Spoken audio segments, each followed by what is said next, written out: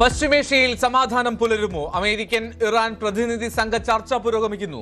ഹോർമുസിൽ പരിപൂർണ അധികാരം വേണമെന്ന് ഇറാൻ, ടോൾ അനുവദിക്കില്ലെന്ന് ഡൊണാൾഡ് ട്രംപ്.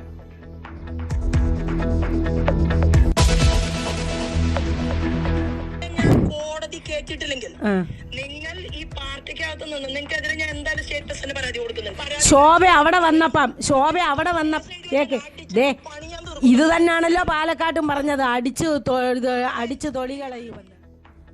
ശോഭ സുരേന്ദ്രന്റെ ഭീഷണി സന്ദേശം പുറത്തു വന്നതിനു പിന്നാലെ പരാതിക്കാരിയെ പുറത്താക്കി ബി.ജെ.പി.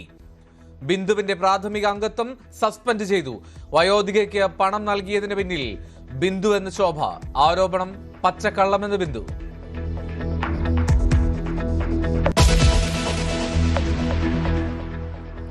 പി.സി. ജോർജ്, ഷോൺ ജോർജ്, ദീപിക വിവാദം കനക്കുന്നു.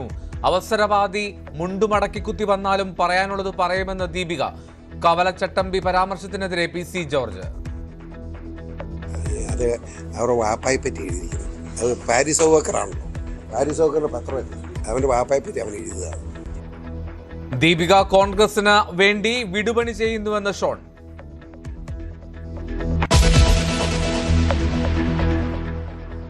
ബി.ജെ.പിയുടെ ക്രിസ്ത്യൻ നയതന്ത്രം പാളിയിട്ടില്ലെന്ന് വി. മുരളീധരൻ.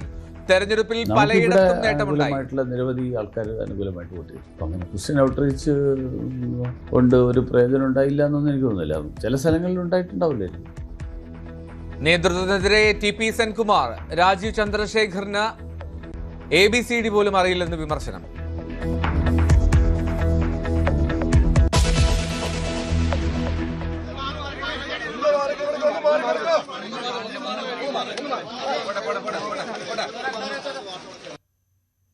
ശ്രീനന്ദയ്ക്ക് വിട നൽകി നാട്.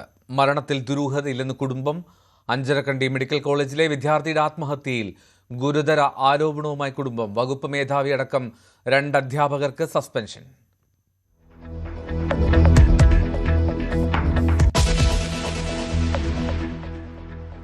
കുംഭമേളയിലെ വൈറൽ താരത്തിന്റെ വിവാഹം നിയമക്കുരുക്കിൽ.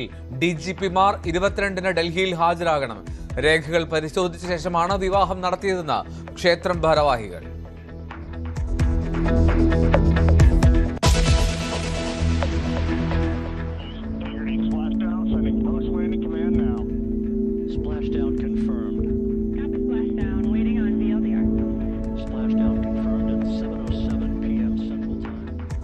ചരിത്രം കുറിച്ച ആർട്ടിമിസ് 2 ദൗത്യം സമ്പൂർണ്ണ വിജയം. പസഫിക് സമുദ്രത്തിൽ ലാൻഡ് ചെയ്തു.